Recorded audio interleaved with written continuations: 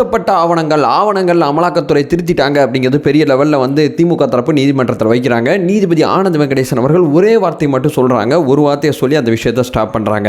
5வது முறையாக செந்தில் பாலாஜி அவர்களோட ஜாமீன் மனு தள்ளுபடி செய்யப்பட்டிருக்கு. இதில் நம்ம கவனிக்க வேண்டிய சில விஷயங்கள் என்ன, இந்த விஷயத்தில் ஒரு தெளிவான புரிதலை ஏற்படுத்திக்கக்கூடிய ஒரு முயற்சி தான் இந்த வீடியோ. மற்றபடி வந்து செந்தில் பாலாஜி ஜெயிலில் இருக்கிறதுனாலையும் இல்லாதனாலையும் நமக்கு எந்த பிரச்சனையும் இல்லை. அதே நேரம் இவரை மையமாக வச்சு இந்த அரசியல் காய்கள் எப்படியெல்லாம் நகருது அப்படிங்கிறது இந்த வீடியோவில் நம்ம தெரிஞ்சுக்க முற்படலாம். உற்சாக வணக்கங்கள், வாங்க பதிவுக்குள்ளே போகலாம். முதல் விஷயம் மக்களே, இந்த அமலாக்கத்துறை அப்படிங்கிற அந்த துறை இருக்குது பார்த்தீங்களா, இது சந்திக்கிற இது போடுற வழக்கெல்லாம் வெளியே வரணும்னா 2 வகையில் மட்டும்தான் வெளியே வரணும்னு சொல்கிறாங்க. ஒன்று என்னன்னு சொல்லி கேட்டிங்கன்னா, உடம்பு செல்லுங்க அவருக்கு, பாவங்க அவர் அப்படிங்கிற ஒரு ஆங்கிள் ட்ரை பண்ணி வெளியே வரலாம். இல்லை குற்றமற்றவர் அப்படிங்கிற ஒரு ஆங்கிள் ட்ரை பண்ணி வெளியே வரலாம். செந்தில் பாலாஜி அவர்களுக்கு உடல்நிலை கோளாறு அப்படிங்கிறது பெரிய லெவலில் வந்து திமுக தரப்பு முதல்ல இந்த ஆயுதத்தை தான் கையில் எடுத்தாங்க. ஆனால் நீதிமன்றத்தில், உச்சநீதிமன்றத்தில் தயவு செய்து உடம்பெல்லாம் நல்லா இருக்குது, உடம்பை சொல்லி நீங்கள் ஜாமீன் கேட்காதீங்க அப்படின்னு சொல்லி உச்சநீதிமன்றம் வந்து தெளிவுபடுத்தி அந்த ஜாமீன் மனுவை தள்ளுபடி பண்ணியிருந்தாங்க. உடல் நல கோளாறு அப்படிங்கிற ஆங்கிளில் செந்தில் பாலாஜி அவர்களோட ஜாமீனை வாங்க முடியல. அப்போ திமுக தரப்பு என்ன பண்ணுதுன்னு சொல்லி கேட்டிங்கன்னா, குற்றமற்றவர் அப்படின்னு சொல்லி நிரூபிக்கணும். எப்படி நிரூபிக்குது அப்படிங்கிற மிக முக்கியமான கேள்வி இருக்குது. இந்த குற்றச்சாட்டு பொய் அப்படிங்கிற ஒரு ஆங்கிளில் போகலாமே. அப்போ குற்றச்சாட்டு பொய்யானா குற்றம் சாட்டப்பட்டவர் மேலே குற்றச்சாட்டு வந்து உண்மையான குற்றச்சாட்டு கிடையாது, அப்போ போலியான குற்றச்சாட்டு அப்படின்னு சொல்லி திருத்தப்பட்ட ஆவணங்கள் அப்படிங்கிற ஒரு ஆங்கிளில் திமுக தரப்பு நீதிமன்றத்தில் தங்களோட வழக்குகளை முழுமையாக நடத்தினாங்க. இந்த திருத்தப்பட்ட ஆவணங்கள் அப்படிங்கிற விஷயத்தில் சென்னை உயர்நீதிமன்றத்தில் நீதிபதி ஆனந்த் வெங்கடேசன் அவர்கள் இந்த வழக்கை விசாரித்தாங்க. இருதரப்பு வாதங்களையும் கேட்டாங்க. கேட்டுட்டு நேற்றைய தினம் தன்னோட தீர்ப்பை வெளியிட்டிருக்காங்க.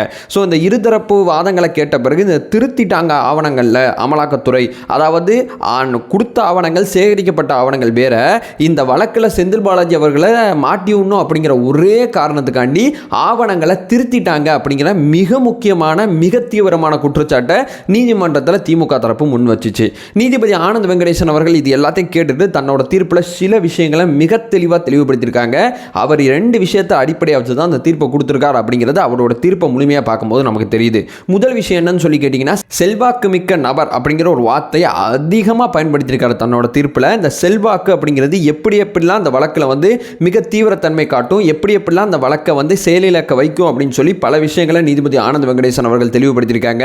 2வது, திருத்தப்பட்ட ஆவணங்கள் அப்படிங்கிற விஷயத்தில் நீதிமன்றம் தன்னுடைய மிக தீவிரமான மிக தெளிவான புரிதலும் செந்தில் பாலாஜி அவர்கள் விஷயத்தில் தெளிவுபடுத்தியிருக்காங்க.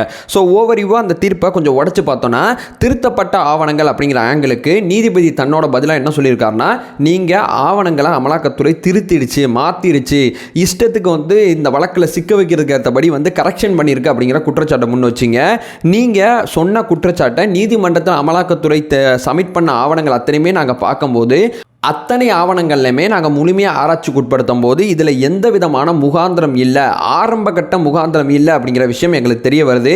விசாரணையில் தான் இந்த ஆவணங்கள் திருத்தப்பட்டதா திருத்தப்படலையா அப்படிங்கிறது முழுமையாக கண்டுபிடிக்க முடியும். ஆரம்பத்தில் எதுவும் சந்தேகம் இருக்கான்னு பார்த்தீங்கன்னா, ஆரம்பத்தில் எதுவுமே சந்தேகம் இல்லை. ஏன்னா ஒரு ஜாமீன் மனுவை விசாரிக்கக்கூடிய நீதிமன்றம் ஆரம்ப கட்ட முகாந்திரம் மட்டும்தான் பார்க்க முடியுமே தவிர முழுமையான விஷயங்கள் அத்தனையுமே பார்க்க முடியாது. முழுமையான விஷயங்கள் அத்தனையுமே விசாரணை நீதிமன்றங்கள் தான் பார்க்கும் அப்படிங்கிற விஷயத்தை தெளிவுபடுத்தியிருக்காங்க.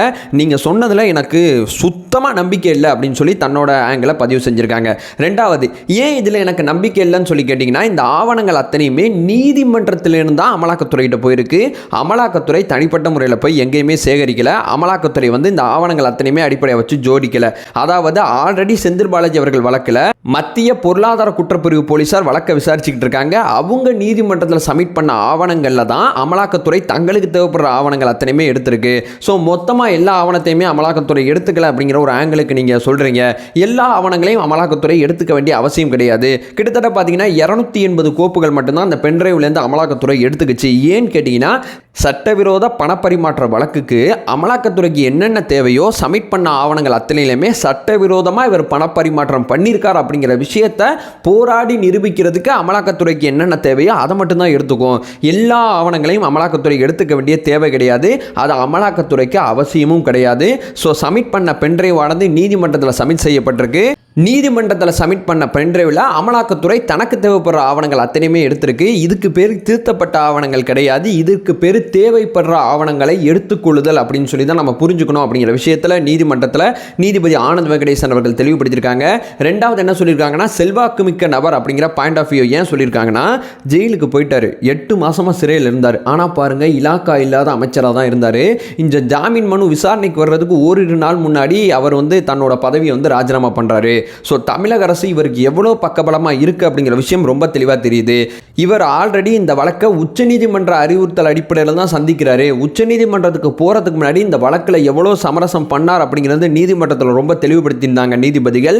அதனால தான் இந்த வழக்கை தீவிரத்தன்மை கொடுத்து தான் அமலாக்க பிரிவை ஒரு பக்கம் விசாரிக்க சொன்னாங்க, இந்த பக்கம் மத்திய பொருளாதார குற்றப்பிரிவு போலீஸாரை ஒரு பக்கம் விசாரிக்க சொன்னாங்க.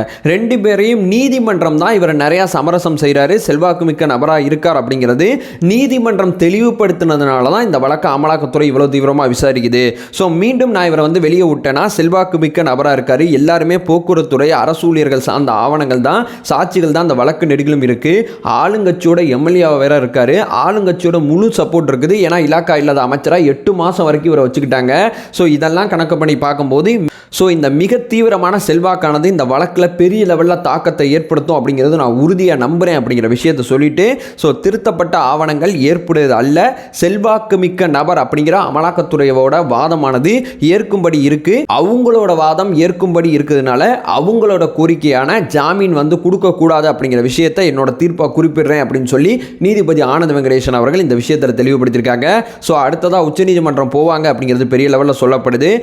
கொஞ்ச நாளாக 260 நாட்கள் மேலே ஜெயிலில் இருக்கார் அப்படிங்கிற வாதம் செந்தில் பாலாஜி அவர்கள் தரப்புலேருந்து வைக்கப்பட்டதுக்கு ஒரு விஷயம் வேணா செய்கிறேன். 230 நாள் மேலே ஜெயிலில் இருக்கார், விசாரணைக்காண்டி 230 நாள் மேலே ஜெயிலில் உட்காந்துட்டு இருக்காரு. இதுக்கு நிவாரணம் கேட்டு நீங்கள் சொன்னீங்கன்னா சென்னை முதன்மை அவர் 3 மாதத்துக்குள்ளே அந்த வழக்கை விசாரிக்க சொல்கிறேன், 3 மாதத்துக்குள்ளே தினசரி இந்த வழக்கை விசாரித்து இவர் மேலே குற்றச்சாட்டு இருக்கா இல்லையா அப்படிங்கிற அந்த விஷயத்துக்கு ஒரு பதில் கிடைச்சிடலாம்.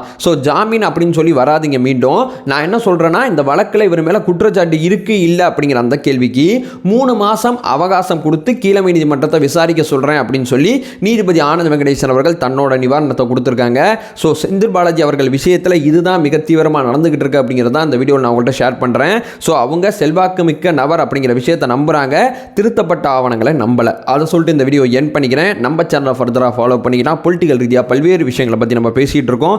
நம்மளோட ஒரே நோக்கம் அறியாமை அகற்ற வேண்டும், அறியாமை அகற்றப்பட வேண்டும். Thank you so much.